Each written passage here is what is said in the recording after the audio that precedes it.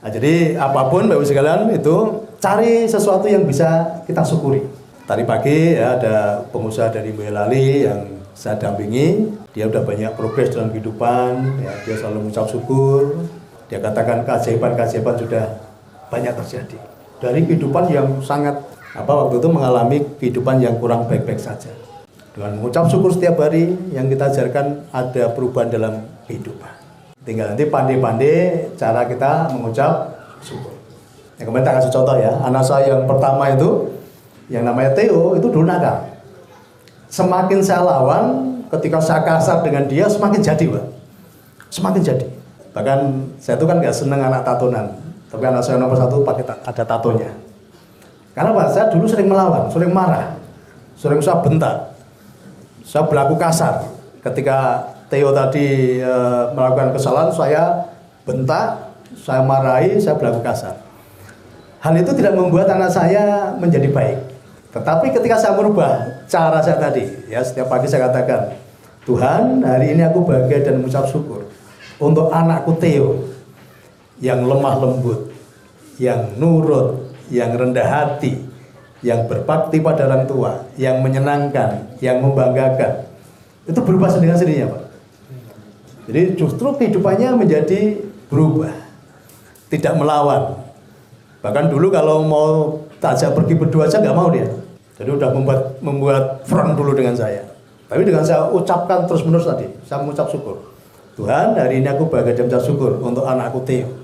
Dan sekarang kehidupannya sudah berubah. Ya. Dan sekarang ini menjadi komisaris di 3 perusahaan. Dari kehidupan yang sangat nakal. Kalau perlu di saat anak kita sedang santai, ya, dielus dari tulang ini, tenggok sampai tulang ekor. Anakku yang hebat, anakku yang luar biasa, lemah lembut. Jadi ucapan kita ini, ucap syukur itu tadi membawa energi kebaikan. Mengucap syukur tadi bisa merubah fakta gitu loh. Nah, seringkali kita melihat fakta dan terpancing dengan fakta tersebut. Malah semakin ngomongnya apa? Semakin kasar. Dasar anak dibilang susah, dasar anak bodoh.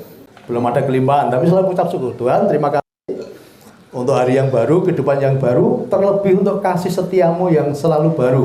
Berkat-Mu yang tidak pernah habis-habisnya aku rasakan setiap hari.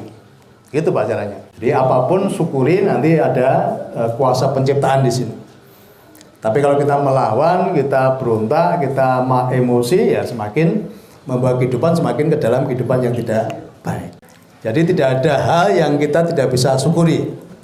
Jadi ketika ada masalah, itu semua harus menyadari sumbernya dari diri kita sendiri. Selama kita belum bisa merangkul masalah bahwa sumbernya dari kita, nanti ya kita untuk ketemu solusi itu susah. Disadari dulu bahwa sumber permasalahan itu semua dari diri kita sendiri. Masalah itu seperti air keruh. Ingat-ingat ya, masalah itu seperti air keruh. Dibutuhkan ketenangan supaya air yang keruh tadi menjadi jernih. Dibutuhkan ketenangan supaya air yang keruh tadi menjadi jernih. Nanti akan terpisah nanti. Yang mengendap itu adalah sumber masalah. Kejernihan itulah nanti kita akan mendengar. Kita akan melihat jalan. Kita akan menemukan jawaban. Maka dalam kondisi apapun, ketenangan adalah nomor 1. Karena dalam tinggal tenang itu terletak kekuatan kita. Di dalam kejernihan itulah kita bisa melihat jalan. Tapi kalau air keruh, kita nggak bisa melihat jalan nanti. Semakin nggak tenang, semakin keruh kondisinya. Semakin pikirannya semakin kacau, semakin nggak tenang, semakin keruh. Permasalahan nggak akan ketemu jawaban. Ini belajar tenang ini banyak orang yang belum bisa ya. Ketenangan itu bisa dilakukan dengan cara meditasi. Meditasi itu begini, jadi ambil posisi yang tenang, boleh dengan cara apapun. Mau sila boleh, mau duduk boleh. Yang penting ketenangan itu bicara hati. Nggak usah memanai, semua yang lewat dalam pikiran itu nggak usah dikasih hati. Ikutin aja. Lama-lama nanti yang lalu lalang di pikiran itu akan hilang. Jadi dengan tenang itu masalah akan menyerah. Tetapi kalau kita berkecamuk dengan pikiran kita sendiri, masalah semakin menjadi-jadi. Jangan fokus kepada masalah. Karena ada hukum, ya kalau kita fokus kepada sesuatu itu akan membesar. Caranya ketika sedang mengalami masalah, fokuslah pada solusi, bukan pada masalahnya. Contoh ya, ini rata-rata kan banyak yang datang ke sini masalah keuangan. Kalau fokusnya pada hutang, nanti hutangnya yang semakin membesar. Nah, bagaimana caranya? Mengalihkan tadi, fokus pada kelimpahan. Jadi yang dipikirkan adalah kelimpahan, bukan hutangnya. Ya, memikirkan. Maka di BLN setelah menabur, kan diajarkan ya doa-doa. Tuhan, hari ini aku bahagia dan mengucap syukur. Keran-keran rezekiku terbuka lebar-lebar. Rezekiku mengalir dari berbagai sumber. Dari sumber-sumber yang terduga maupun yang tidak terduga. Nah, makanya fokus tadi kepada kelimpahan, kepada keran-keran rezeki yang terbuka lebar-lebar. Rezeki mengalir dari berbagai sumber. Dari sumber-sumber yang terduga maupun yang tidak terduga. Karena selama ini yang bikin stres apa? Banyak orang menganggap rezeki hanya dari sumber-sumber yang terduga saja. Sementara yang terduga itu udah pada karatan, udah pada pintunya udah tertutup. Tapi kita masih fokus ke 1-2 pintu yang tertutup tadi. Padahal Tuhan punya berjuta-juta pintu untuk memberkati kita. Dan seringkali kita cuma melihat 1-2 pintu. Bahkan terlalu memaksakan, pokoknya harus dari sini. Pokoknya jawabannya harus dari sini. Seringkali banyak orang berdoa tapi sambil dikte Tuhan. Ya. Harus dengan ini nanti solusinya, harus dengan cara ini. Bahkan memaksakan kehendak. Ini bukannya masalah semakin selesai, tapi semakin membawa masalah semakin berat. Semakin jauh dari jawaban. Jadi jangan pernah memaksakan jawabannya harus begini. Yang bikin kehidupan gak nyaman karena apa? Kita sering memaksakan kehendak kita. Bukan kehendak Tuhan yang terjadi, tetapi kehendakkulah yang terjadi. Katanya kalau berdoa, Tuhan, aku berserah kepadamu. Tapi lambe itu, bener nggak? Tiga jawaban karena orang podo karo pikirannya ditolak. Wah, orang podo karo tak angen-angen ya, orang podo karo tak pikir kayak ya kan gitu. Nah, seringkali kita memaksakan kehendak kita, itu yang semakin membuat kehidupan menjadi semakin berat.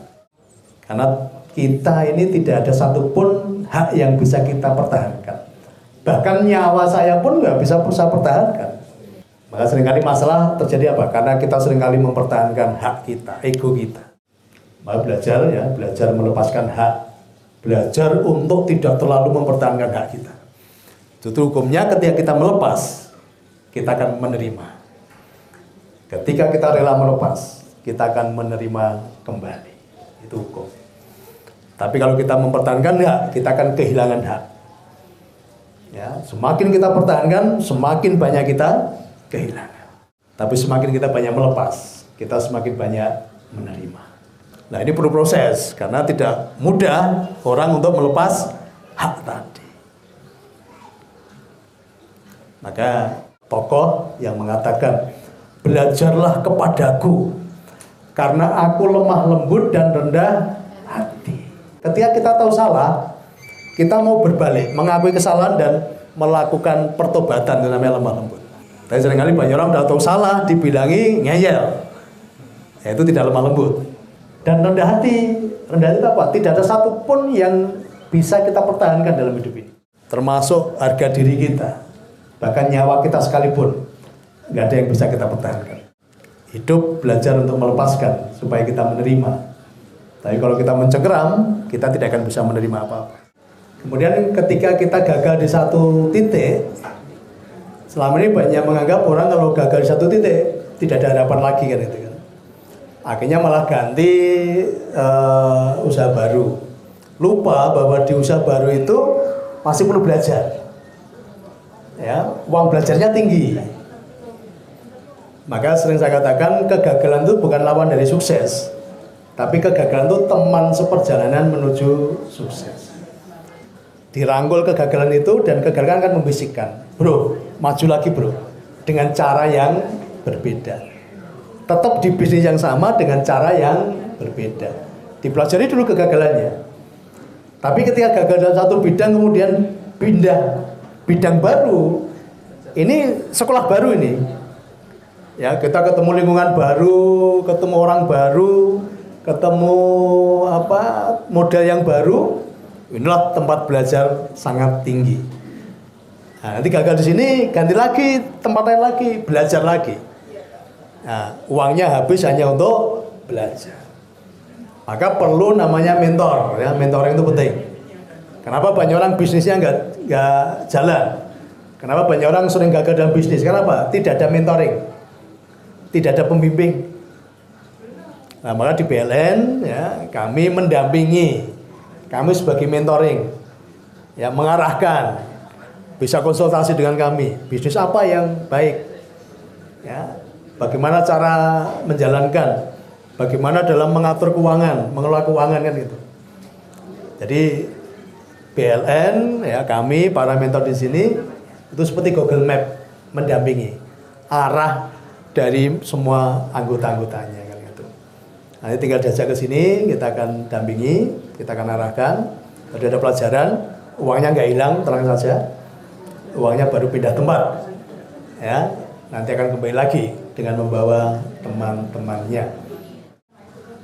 Semakin baik, semakin berkelimpahan, sugih bareng, happy bareng.